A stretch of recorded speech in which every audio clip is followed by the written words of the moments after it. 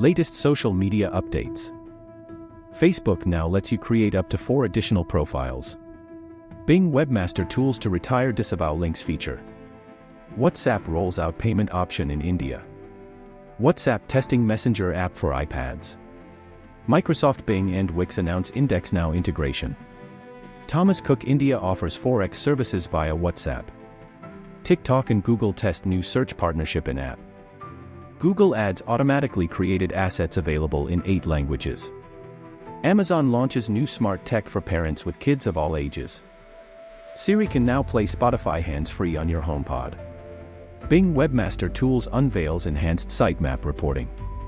Facebook will now allow users to create multiple profiles to explore different interests.